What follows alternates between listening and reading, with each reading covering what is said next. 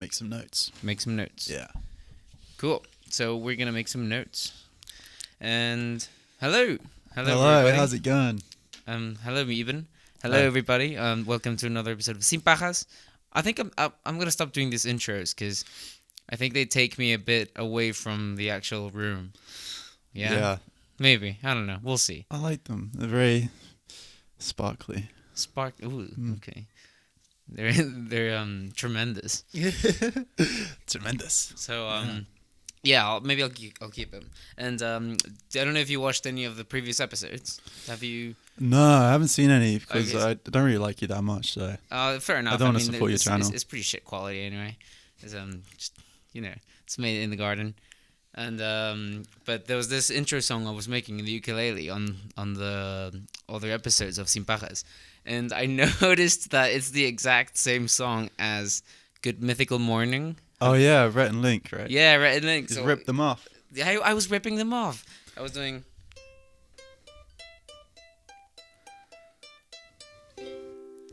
Wow, that's like note for note, Rhett and Link. That's like exactly that, man. isn't it? Okay, so no, there's no intro today, because I need to come up with something. Yeah. Actually, maybe. Yeah, get the piano on. Sin Pajas. Okay. There you go. Welcome. Hello, That's Eben. great. Hi. How's it going? How's the coffee? Yeah, it's very strong. Is I stopped drinking coffee for about a month. And now, last month. yeah, for a whole month, and it felt really good. Felt very energized, and now I started drinking coffee again when I'm with you, and feel terrible every day. Oh no, so. really? Oh. But it tastes so nice. I miss the taste. It tastes so nice, but I feel like shit. Yeah, it's worth it for the taste. Okay, I don't know how worth it is. If you do feel that bad. What does it make to you? Coffee? Why? Does it Coffee. get jiggy? Like jitty? If I drink a lot, it just ruins my sleep schedule a bit. Fair Well, I enough. can't get to sleep very well, Okay. and it's very important to get 8 hours of sleep. Yes. Yeah. Yeah. So it affects that. I have to get up like later, and then it puts my whole next day in like a cascade of negativity. Okay. Yeah. Wow. So for people who don't know, Eben is a friend of mine who I met through another friend of mine, Frankie, who was in the podcast already. Yeah. And you're just living here for a few months. Yeah, basically. Yeah. And also, we made a horror film kind of once. Oh, as well. that's so true. We've never released any of that, have we? No, not yet. Not yet. Yeah, you still have all the footage. I think I still have some footage. Yeah, it was Eben and I filmed a. We filmed a. What was the storyline behind it? It was weird. It's about the pink hand coming out of a cemetery. I think it was a bit too ambitious. There's too much shit going on in the film. We just went crazy with the idea making. Yeah, we went off the rails, but that's definitely something to learn. You have to create something within your limits and budget as well. Yes. And that short film definitely would not have been. And so it kind of collapsed. But the clips you have are pretty epic, I think. But like Pretty I don't know how we would release them though. Like if it would be just like well, I don't know. We can talk about the specifics at some other point. What we could do is release like a fake trailer for it. All So right. just Like a have fake trailer for a non-existent horror film. Exactly. So we don't have the full film, we have like a trailer. Yeah. And then people are like, oh my god, where's the real film? But it never will be released. So you just keep them in suspense until they all die. Yeah. Oh, okay. Well, or not necessarily die. Some people might go to Mars and then die. They can't come back. Would you want to go to Have you heard Mars? But have you heard about that? Yeah, so 4 people can go and sign up. Yeah. In 2000, what is it? 200,000 people have already signed up on like the It's insane. waiting list. A one-way ticket. Because we were watching the Triggered. Oh, it was on Joe Rogan, wasn't it? Yeah, so Eben and I recently just watched the Joe Rogan stand-up comedy bit or film on Netflix called Triggered. And that's where I was just getting all this information from now. I don't know how you'd survive on Mars. There's not much not much going on there. Like Mm. entertainment, there's not really any entertainment.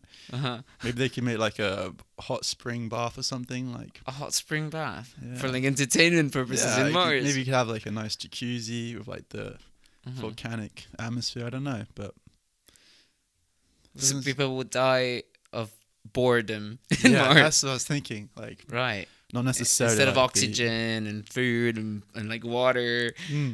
I think that's important as well. Yeah, I mean, yeah.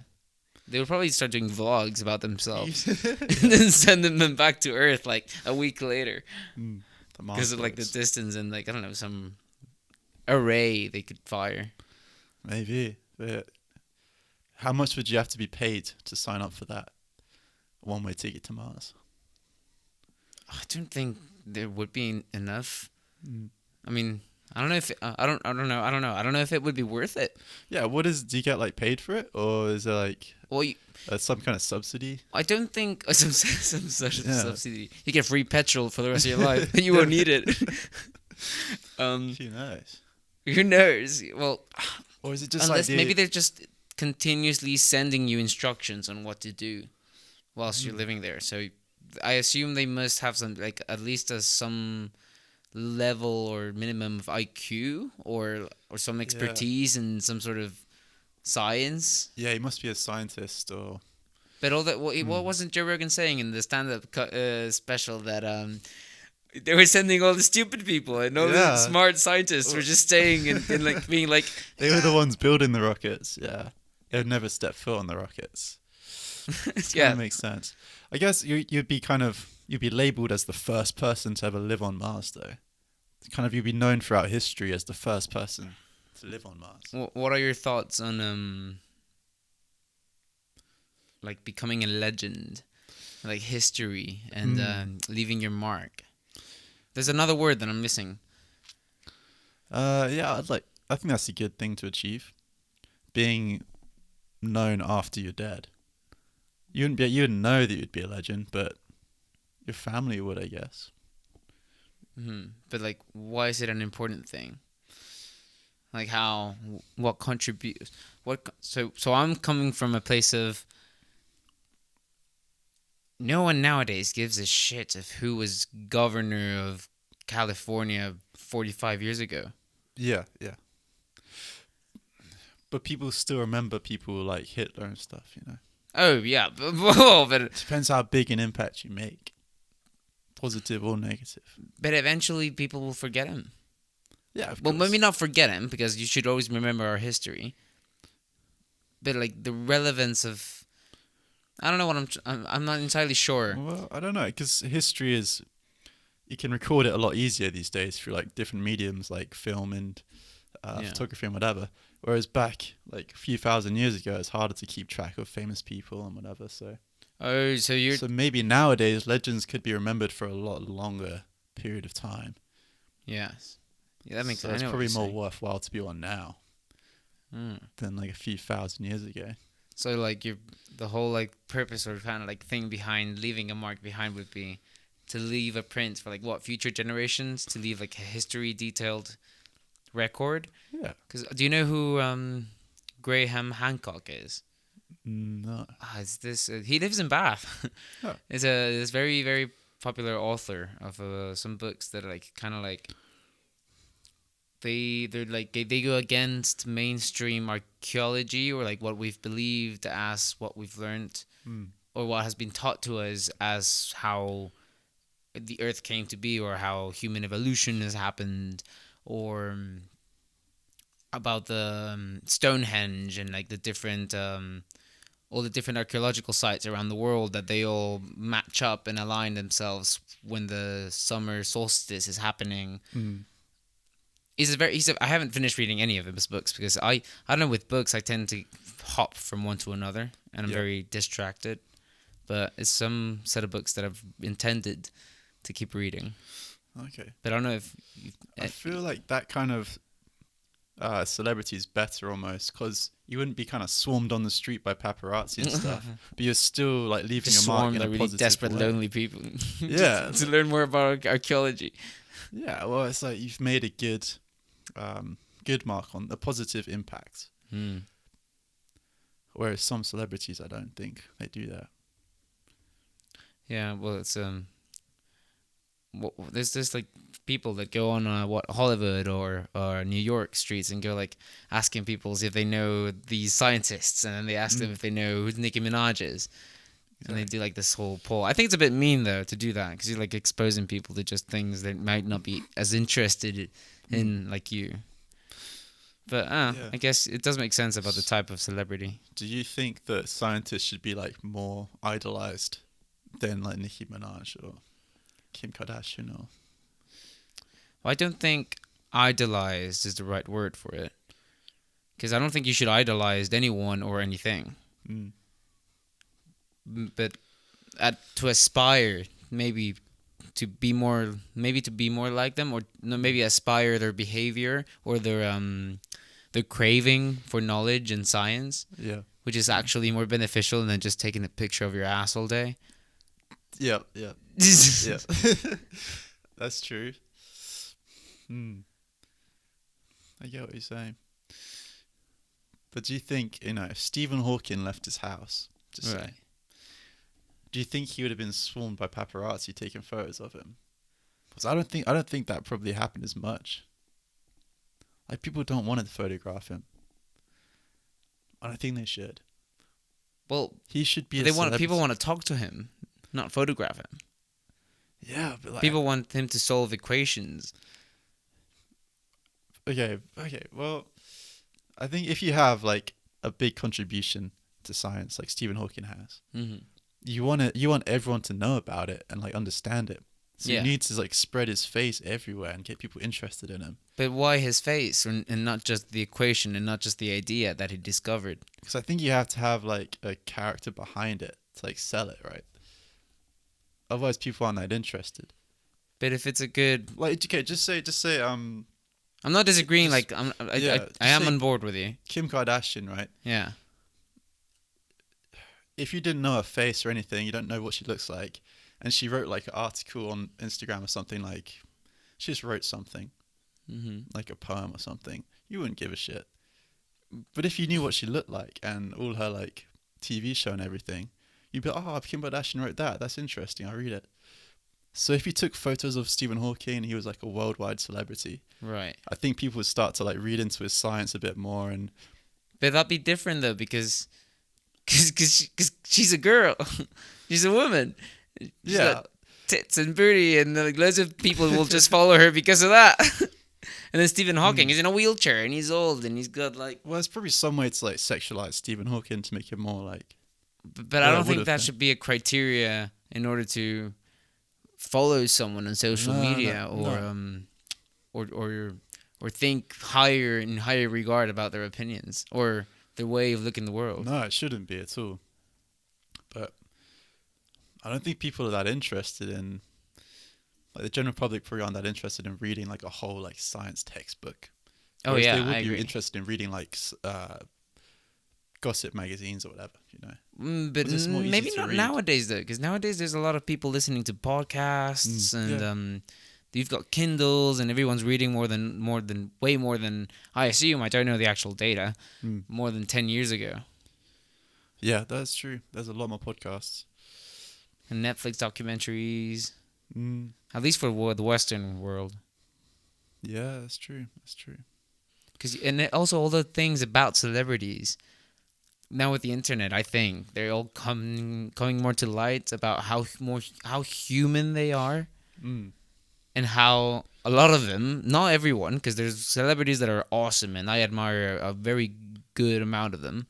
But there's also a bunch of celebrities that have freaking loads of money, and they're just fuck ups.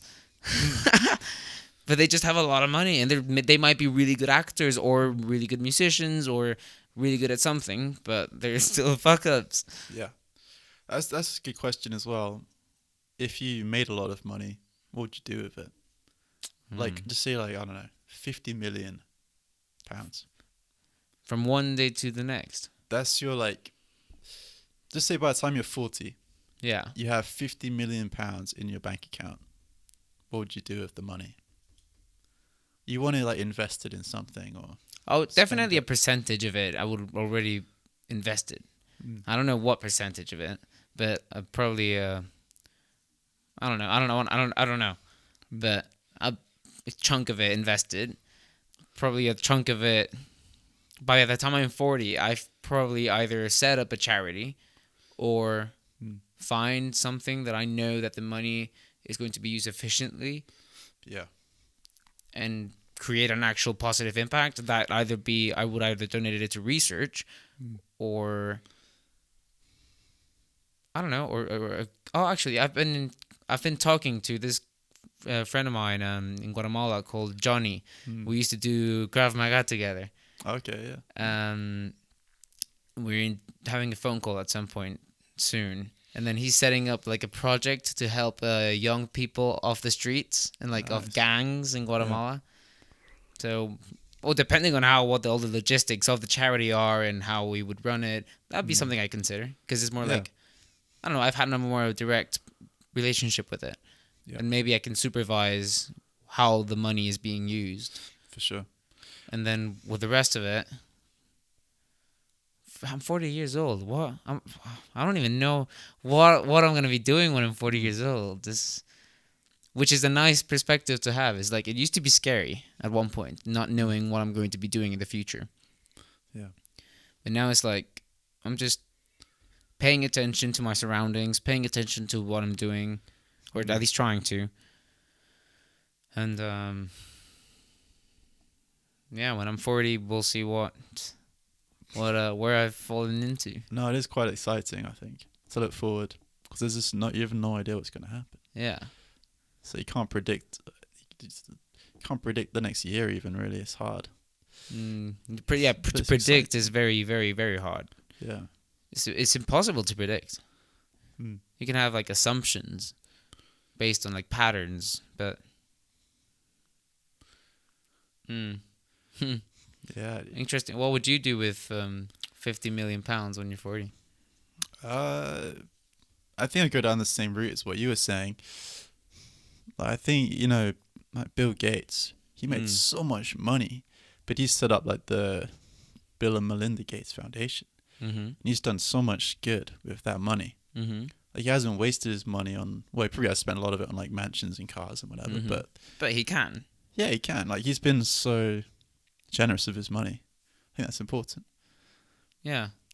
Like a lot of really rich people, they'll just keep all the money to themselves. Whereas they could make such a big impact with the money. It's like, that'd probably make them feel better about themselves as well. I if think they donated it. I was working in the kitchen 3 days ago, and I think I heard, I can't remember if it was 2 waiters or a chef and the waiter speaking about very rich people in the world, and one of the chefs said there's 2 or 3 types of rich people in the world. And I've kind of heard this before, but like maybe in a different way. And he had said, there's the ones who have all the riches and use them and invest and like purchase stuff. Or these, maybe I'm adding a bit more words now, but this is the way how I took it. Yeah. And their money keeps moving, and there's the type of rich man who just hoards it and just keeps it in a cave. Yeah. And just sleeps on top of the mountain full of gold. The dragon on top of the gold. Yeah, and just keeps acquiring and acquiring and acquiring, and then stores it all in an island somewhere. Yeah, or just reinvests it into stocks and makes more money, and then keeps the money for himself. But like, so I thought it was quite an interesting analogy. Mm-hmm. The thing is, though, when you die, you can't keep your money, so you might as well invest into something better, charity or help people. Yeah. Pass it to your kids. Also, when you die, your money is taxed really heavily. So yeah, what? I don't know. Do you know much about that? The inheritance tax. I don't know that much about it, but it's quite a substantial amount of tax. It's like, I think it's like 20%. What do you think about it? Estate is taxed. I think depends how much money you have. I feel like if your family wasn't very well off, then they should keep like more of the money. Right. Whereas if you're like super wealthy and you make like millions of pounds in savings, they should government could take more of the money. Where would you, who would draw the line of what is too much money and what is not enough money? I mean, they have like tax brackets on wages, so why couldn't they do it with the? Well, that's just like a percentage line there. Yeah. It's not that, and it's very subjective to whoever is in government to decide it. Mm-hmm. It's not like there's an actual philosophy. I think I haven't really looked into it, like an actual well thought philosophy behind what's the impact on our civilization if we tax, or what on the economy, on the future, the long, medium, and short term. Yeah. And probably this is what all the economists just talk about all the time. And economists are very interesting people to talk to because they see everything in the terms of data and numbers. So they can be harsh as fuck, man. Like, in yeah, because it's all black and white, like numbers. And then it's interesting when you start mixing that with ideology. Yeah, for sure. I think in an ideal world, the best thing to do would be to print out loads of cash, right? Take all your money out in cash, wrap it in cling film or whatever, just bury it in your garden. And then that money is like off the records. No one knows where it is. Oh, didn't and then just tell your family where it is and they can go and pick it up. Escobar? Yeah, so that's what I was thinking about, yeah, from Narcos. Yeah. And they haven't found like some of them. There's still some out there just in farmers' fields. Like massive deposits of cash. Jeez. And farmers just find them sometimes like, oh shit, I just found $50 million. Cool. Nah, but you might as well be storing your money somewhere where it produces more money. Yeah, but you don't want it to be taxed and just taken away from you. So that's the problem with very high. Well, one of the problems. I'm not an economist, but one of the big problems with like very high taxation, and the rich people don't want to get taxed a lot. So then what they're gonna do? They're gonna store all their riches in a tax haven. Yeah. Therefore, you won't even have the opportunity to tax them in the first place. Yeah, I heard that there's an island called Jersey. Yeah. And Jersey Shore.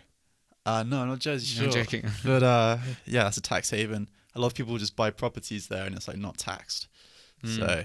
But I think Puerto Rico was not a tax haven, but like I don't think there's any income tax or anything in Puerto Rico. It's like the only U.S. state without tax. No way. Or without some sort of tax. So how does the government run? That's a very interesting question. Even it's because it's weird. I don't think they're allowed to vote.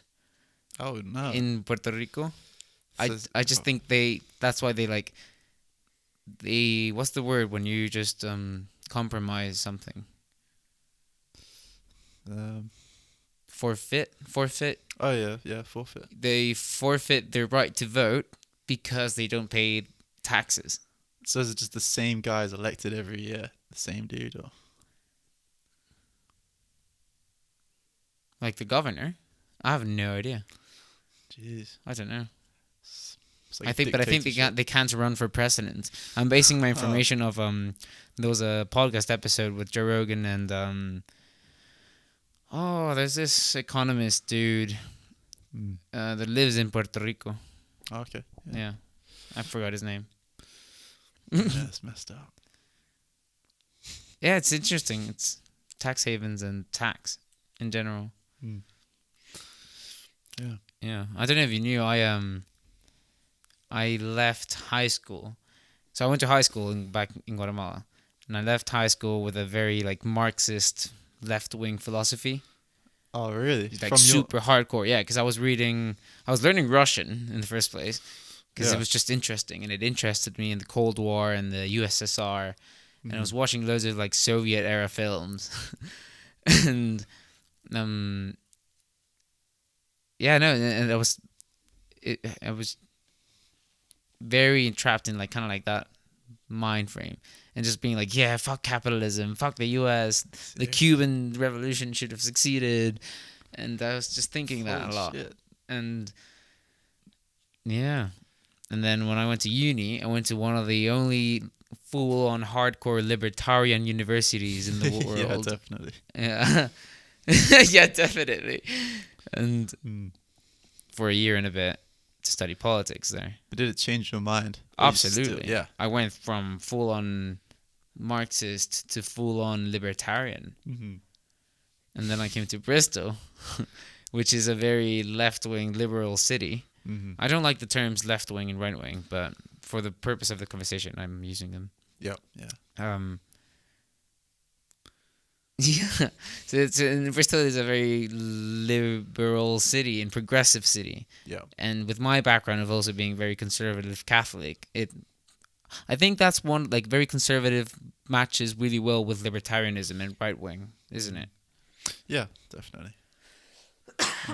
Excuse me. So, yeah, and then Bristol, all the conversations with people here, and then that kind of like shifting me a bit to more to the center after having like reasonable ones. Well, after changing from being an absolute dick and just chanting the same libertarian song about taxes and poor people to other people, and then actually changing my mind on a lot of things. Yeah. What did your family think about your previous political views? Did they know about it, or I don't Marxist? I don't think we were ever really open with any of this. Oh, okay. It was more like I grew up in a very like we just go to church on Sundays, and for the rest of the world we were a very nice, happy, perfect family. But then there was a lot of conflictive things that any family goes through. Yeah. And then this was just like in my own head, like kind of all the exploratory, curious ideologies. So yeah, no, I never shared it. And my uncle is a very big like economist, and he's like a professor in one of the universities back home. So, and very libertarian. So it was something that I couldn't really. I think I didn't feel very comfortable sharing it with my family. All right. Yeah. Were you gonna try and do something with this political mindset? Were you Yeah. gonna try and like start a revolution or something? I was gonna invade the U.S. Yeah. mounted on wild boars. No, I'm joking. Yeah. No, I wanted to be director of the UN. As a Marxist. I don't know if that would work. So no, not with. Actually, so that was just a goal of mine in high school, but not as a Marxist. I didn't know. I didn't probably think it that far. Yeah, that would be interesting. hilarious. Though. Interesting. Yeah, I hadn't thought about that before. Yeah, as a Marxist. Yeah. Abolish all the countries and all the borders. That would not work. No, I don't think so. But yeah. Yeah. The good thing about being a liberal person, though, is you can be creative. That's something that recently I've discovered a bit more. Yeah. There's more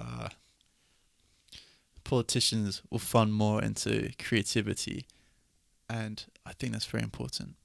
What do you mean? Like they'll fund more into arts and music, dance, drama. Politicians? Yeah. So politicians will fund like with money. Yeah, they'll take money away from like, I don't know, other areas, right? Like schools, education, and put that money into more kind of art projects. Why? Because it's important, Iggy. I think art and being creative is so important. Yeah, no, for well-being. I absolutely agree with Releasing your creativity, you know, it's the most important thing you can do. It's well, I think it helps exploring your creativity. I think it helps understand the whole you. Yeah. Because people are very complicated beings, but not everyone can be creative very easily, though. Well, I think there's a lot of different outlets for creativity, though. You know, it's like music, art, drama, acting, singing. Eben was giving me a master course on oil on canvas this summer, this lockdown. Yeah, basically, I've always been interested in drawing. Whenever it's someone's birthday, I'd always draw like little cartoons in their birthday cards. And I slowly got kind of a bit better at drawing faces and whatever. That's like all it ever was, really. And then when lockdown happened, I decided to kind of try out different pathways. And I went to Wilco's and I picked up the cheapest paint I could get, which was this little paint tester pot. Paint tester pot. So you like use this on your walls to test the color of the paint before you buy like a bigger pot. Right. They're very cheap, and this stuff dries really, really quickly. Mm-hmm. So in the summer, I was painting outside, and it would just dry like within 5 minutes. You could have a dry piece of artwork. So I was creating like crazy, just making all these art pieces. But then I found all these oil paints as well, and I was like, oh, I could try that out. Got really into that, and yeah, it's such. I think creating art is just very therapeutic, and even if you're terrible at art, it doesn't really matter. Like, you can't judge artwork because it's something that you create. It's like it's something that is you. I was listening to a video this morning about this guy talking about dancing, and how some people can get very self-conscious when dancing, and then you're like just like thinking in the middle of the dance floor, oh, everyone's looking at me and staring at me. But then when you actually realize and you just see all the people dancing around you, that they're just as shit at dancing as you are, but they're just doing it very confidently and they're just having fun. Yeah. And then that's when you realize no one is really just looking at you. It's just your own perspective on it. And then just embracing the moment. And then that can also be very therapeutic. So maybe I don't know if that's a right way of connecting it to what you just said, but yeah, I think any form of expression, music, whatever, just play what sounds good to you or draw what looks good to you. And then I don't think copying someone else's work is actually a very good way to express yourself. Like you could copy a famous piece of artwork like Van Gogh painting exactly how he did it. Yeah. But that's not. I don't think that's very creative. You have to have skill to do it, but it's not. I wouldn't find that therapeutic at all. I find that really stressful because it's not releasing anything from you. It's just recycling. I understand what you're saying. Yeah. Or if you're learning how to play a piece from a different artist, you can immerse yourself in someone else's artistic endeavor and project, I think, and you can learn to enjoy it. But maybe to imitate it perfectly, maybe that's too much strain on yourself. Or if you're practicing a piece to play, like a classical piece. Yeah. And you're so focused on nailing every single note with the right velocity and everything. You get so caught up in it, it just becomes like a stressful procedure. And if I was doing that, I'll just lose complete interest in it. It just isn't fun for me. Like, right. If I want to be creative, I want it to be fun and. Yeah. I that makes sense. Yeah. With that, we shall put a plug on the art conversation because you had some paintings that you wanted to show, but we'll do another episode soon because we now have to go with our flatmate to get a coronavirus test. Yes. To see if he hopefully is okay. So, ciao everybody. Catch you on the next one. Thank you for making this, Eben. Yeah, thank you for having me. Yeah, and we'll continue this one. Okay. Yes.